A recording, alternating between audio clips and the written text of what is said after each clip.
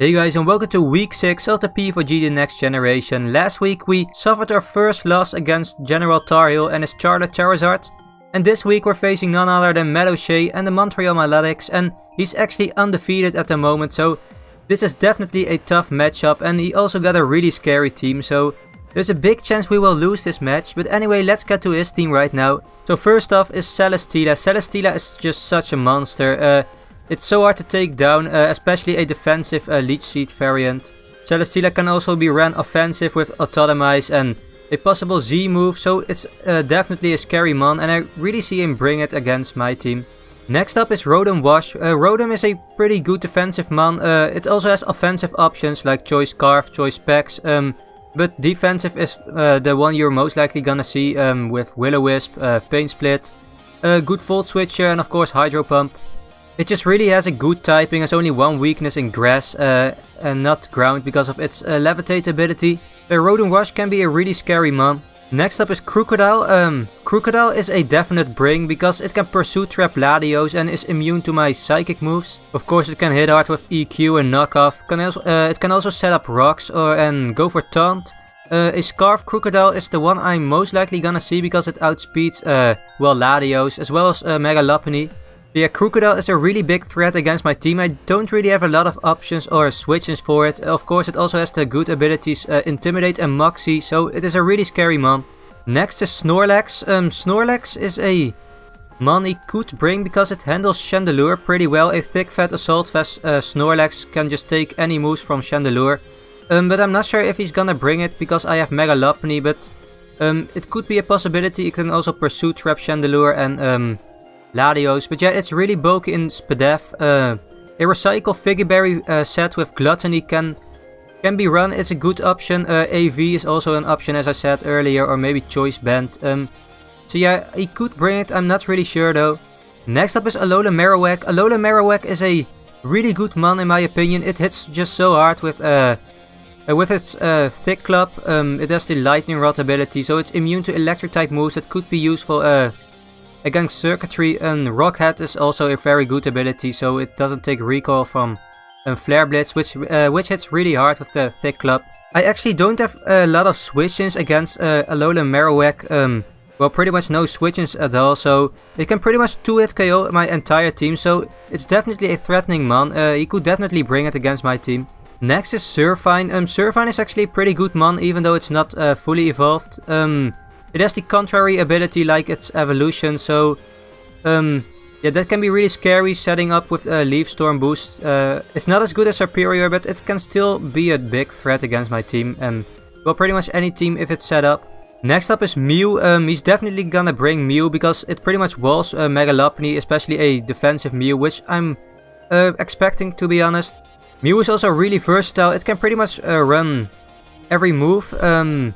It has also a lot of different sets, defensive, offensive. You just don't know what to expect from it. It can set up rocks, can defog them away, has recovery in Roost. It also got a lot of coverage moves like Aura Sphere, Earth Power, Ice Beam. So yeah, he's definitely gonna bring Mew. It's just so scary, I really don't know what to expect from it, so that makes it even harder to prep for. Next up is Raikou. Raikou is a really good fast electric type. It can really put in work. It just hits so hard with the Choice Specs, but a Subcall Mindset can also be run on it, or an Assault Vest. Against my team, Raikou has a pretty good matchup, I feel like. It can just Volt Switch on pretty much anything except Gliscor, but it has HP Ice for that. And it also has Shadow Ball for my, what's it called? My Electric Resist Gourgeist Latios. So yeah, it's definitely a scary mon. Another scary mon he has is Ribombee. It can just set up Quiver Dances and sweep my team. But yeah, Ribombee is a big threat against my team, I feel like. It can also set up Sticky Webs as well, so that's definitely scary as well. He also has Ditto. Ditto is pretty much always a problem, even if he doesn't bring it, because just having it on your bench already makes it a threat, because you pretty much always need to prep for it, because you don't want to get revenge sweat by it. So yeah, Ditto is in my opinion a really good mon in draft format, and I'm pretty scared of it actually. But another mon that's really scary against my team is Kommo-o. That thing's just so threatening against my team. I really don't have a lot of switching for it. If it's able to set up a Dragon Dance, I'm pretty sure I can get swept right there. It can be specially offensive or physically offensive. As I said, it has Dragon Dance. It also got Drain Punch and Close Combat and Ultra Sun and Moon, so it doesn't have to run what is called Sky Uppercut anymore. But yeah, it just has a really good matchup against my team. He's gonna bring it for sure, I feel like. And it's even more threatening because he has the Celium Z as a Sea Crystal, which allows it to go for a Z Iron Head or Flash Cannon against my Fairy type. So that is a big problem. You can also use it on Celesteela, go for a Z Heavy Slam or something. Especially in combination with Autotomized, Celesteela can sweep my team, so yeah, definitely gotta watch out for that. You can also run the Z Crystal on Crocodile, go for a Z Iron Tail, so that's also something to keep in mind. But yeah, anyway, that's it for his team. Let's dive right into my team right now. First off is Playgirl the Megalopony. It's a pretty different set than usual though. It is designed to handle Fist Def Mew semi-well. We have High Jump Kick as usual, but also Encore because we might be able to Encore it in Roost or Will-O-Wisp and pretty much allow us to power up punch and boost our attack against it. We also got Facade because if we get burned we still have a way to hit Mew as well as the rest of his team, so yeah, that can be really useful. So yeah, once Celesteela is weakened, Playgirl can really put in some work against his team, I feel like. As for our EVs, we got enough speed to outspeed Ribombee by 1 point, max attack and the remainder just in HP. Next up is Empoleon. We're bringing Shockberry Empoleon because it allows us to take an Earthquake from Crocodile and just deal massive damage with Scald afterwards. So yeah, we've got Scald, best water type move in my opinion. Aqua Jet is also pretty nice because Scald doesn't OHKO Crocodile from full. So we can just go for Scald and just finish it off with an Aqua Jet, so that can be really nice. We also got Defog and Stealth Rock. As for our EVs, we got max HP. We also got 108 in defense because that allows us to live a Flare Blitz from Alola Marowak from full. We also got 12 in speed, that way we outspeed Celesteela with no investment, I'm pretty sure. And just the remainder in Spadef, allowing us to take moves better from Ribombee and maybe Surfine. But yeah, that's it for Empoleon. Next up is Lumiere the Chandelure. We're bringing the Psychium Z Chandelure this week with Fire Blast, Shadow Ball, Psychic of course and Flame Charge. I really felt like we needed to bring Chandelure because it just hits his team so hard and we needed something to break through the Celesteela. Yes, Chandelure can hit his team really hard. Fire Blast is there for the Celesteela, as I said. Shadow Ball is there to hit a Mew because I really needed something to hit Mew. Otherwise defensive Mew would be really hard to take down. Psychic is there for the Como-O, and with a Psychium Z we just OHKO Como-O from full, so that is really nice. And we also got Flame Charge. If we are able to set up go for Flame Charge, get a speed boost, we might really be able to put in some work as we're able to outspeed the Crocodile and I think pretty much his entire team except for Scarf users. So yeah, that would be really nice. As for our EVs, we're bringing max attack with Modest. 148 in speed, because that way we outspeed... I'm not sure what we outspeed. I think it was for something, but I really can't remember anymore. And the remainder just an HP. Yeah, I can't remember what the speed was for. It was for something though. But anyway, let's continue on and go to Circuitry. We're bringing Circuitry again for the first time since... I'm pretty sure week 2, so yeah, it's been a while since we used it, but here it is again with Thunderbolt, Dazzling Gleam, HP Ground and Tail Glow. Circuitry actually has a really good matchup against his team. If we're able to set up a Tail Glow and have gotten rid of his fast mons, Circuitry might be able to sweep. We've got the Air Balloon in case he's locked into Earthquake with a potential choice Crocodile. It also helps against potential Earthquake Celesteela. So yeah, we're bringing T-Bolt as I said, because it hits his entire team. We've got Dazzling Gleam for the Crocodile. We don't need Energy Ball because Thunderbolt hits Rotom hard as well. So Energy Ball wasn't really necessary. And I wanted HP Ground for the, the Alola Marowak if that thing is Lightning Rod and the Raikou. As for our EVs, we're bringing Max Attack with a Modest Nature, 172 in speed, that way we outspeed Max Speed Timid Celesteela and just the remainder in HP. Next up is Latios. We're bringing T-Bolt, Ice Beam, Calm Mind, Roost, Latios this week. So yeah, we've got some Bolt Beam action. The Colbur Berry is there to take knockoffs or Dark type moves in general from Crocodile, allowing us to OHKO that thing from Ice Beam, I'm pretty sure. I'm pretty sure it OHKOs Crocodile with Ice Beam at neutral. I could be wrong though, we might have to be at +1. I'm not really sure though. It's been a while since I made this team, so I can't really remember a lot of things anymore. Thunderbolt is there for the Celesteela, Ice Beam hits, Crocodile as I said, and Como as well. So yeah, we don't have a stab on this Latios set, but I really thought it wasn't necessary as Thunderbolt and Ice Beam hits pretty much everything. Calm Mind as I said, allowing us to boost up and take special moves better, and Root for recovery. As for our EVs, we are bringing max HP because I really want to take knockoffs from Crocodile well, a lot in defense as well, and 60 with a timid nature in speed. Because that way we outspeed max speed Como by 1 point. I thought that was pretty important because we can't really take a move from it, so outspeeding it will be really nice. As for our last mon, it's Scorpio the Gliscor. I wanted to bring Gliscor because it's really my only switch into Crocodile. It's pretty much the standard Gliscor set, Earthquake, Knockoff, Toxic, Roost. With also the standard HP EVs. We are bringing 44 in attack because that way we Oko Raikou with Earthquake. 148 in Spadef allows us to live an Ice Beam from non-infested Mew, I'm pretty sure, and 44 in speed allows us to outspeed non-speed infested Mew, I'm pretty sure. The remainder I just put in defense with an Impish nature because that way we can again take moves from Crocodile better. So yeah, Scorpio is pretty important for that. Toxic is there, forgot to say, for Mew because we can Toxic that thing, put it on a timer, and Synchronize doesn't really matter because we got a Toxic Orb as well as Poison Heal. Knockoff will also be really nice, knocking off its leftovers potentially. Or maybe knock off an item from Rotom Wash or Celesteela. So yeah, that's it for the team. As I said, it is a really tough matchup. Matt is a really good battler and he's got a really good team, but yeah, hopefully we'll be able to grab a W. So yeah, let's get right to the battle. Okay, so here's the battle, and as you guys can see, he brought Como, Mew. He did bring Ditto, so I didn't expect that. Well, I kind of did. I mean, it is a good mon and it can really put in some work against my team. Celesteela, of course, Ribombee and Crocodile. So yeah, a lot of things I expected.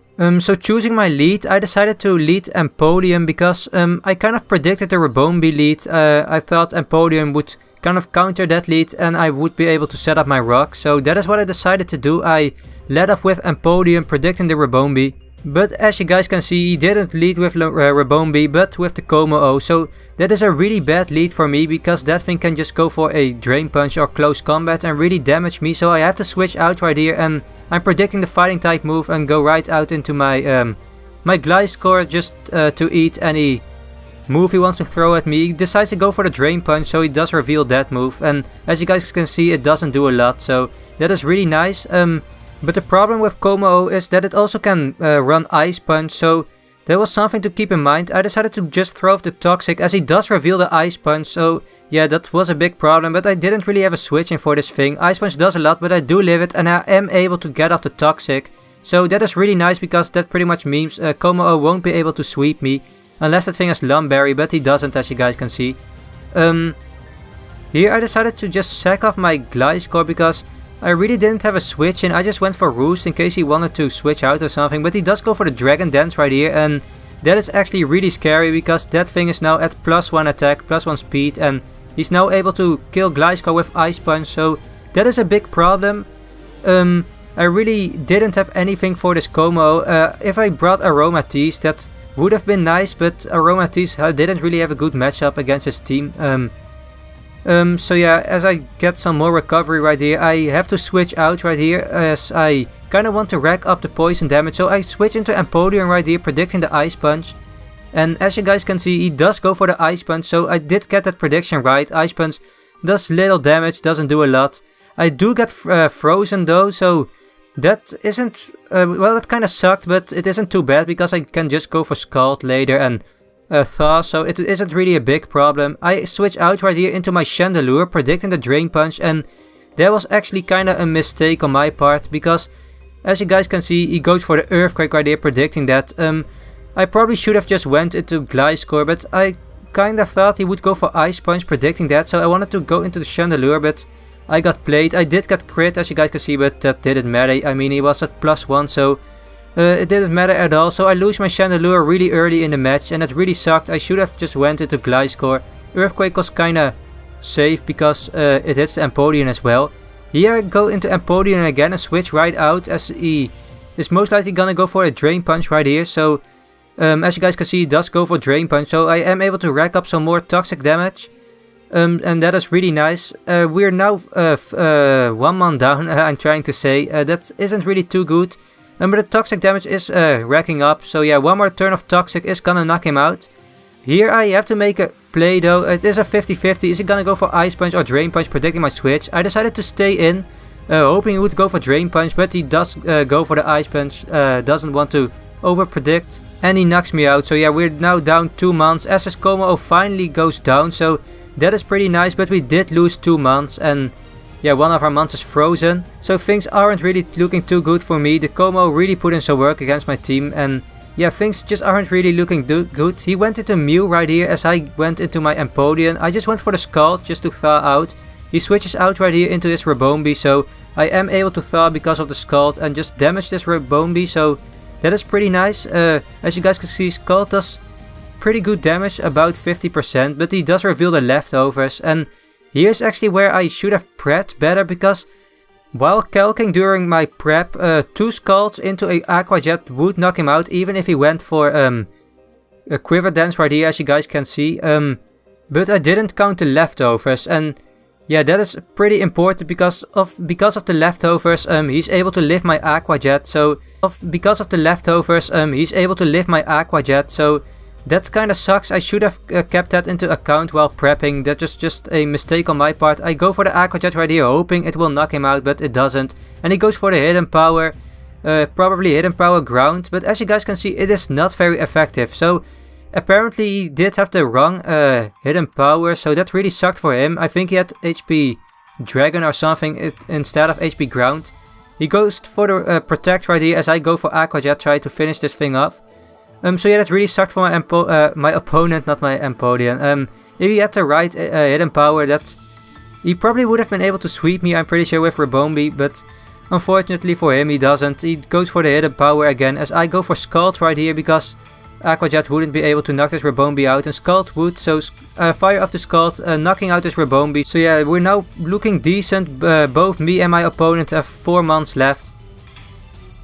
He switches into his Crocodile right here.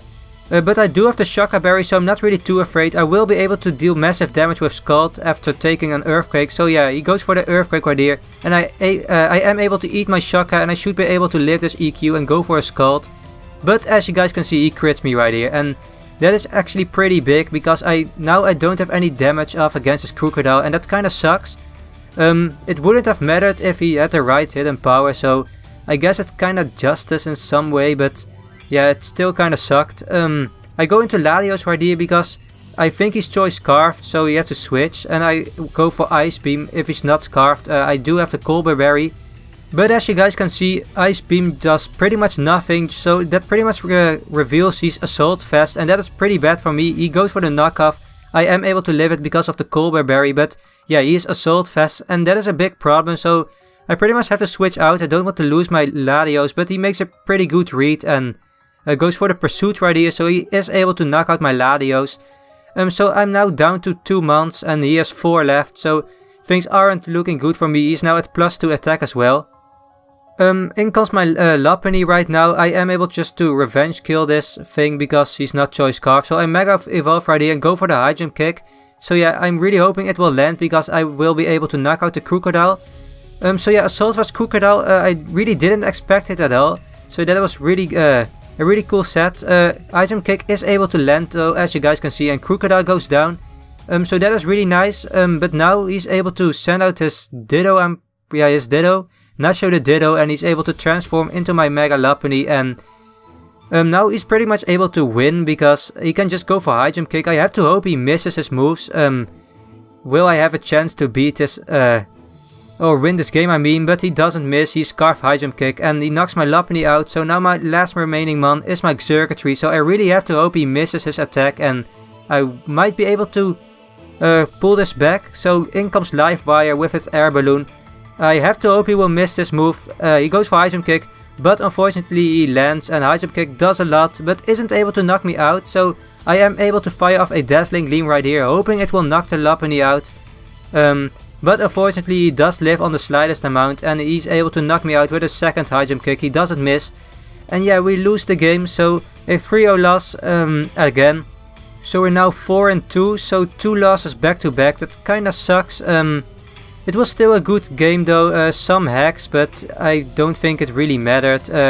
I mean, if he had the right hidden power, the crit with the crocodile wouldn't have mattered anyways, and he still had the Scarf Mew in the back, as he said after the match, as well as a Celesteela, a full health Celesteela, so yeah, I'm pretty sure I would have lost the match anyway. So yeah, unfortunately we grab another loss, but hopefully we will able to bounce back next week, in which we will face Aaron and the Calgary Infernapes, I'm pretty sure. But yeah, GG to MattOshea, definitely go check out his channel and watch his side of the match. But yeah, if you liked this video, be sure to leave a like, subscribe if you're new, and I'll see you guys later. Bye!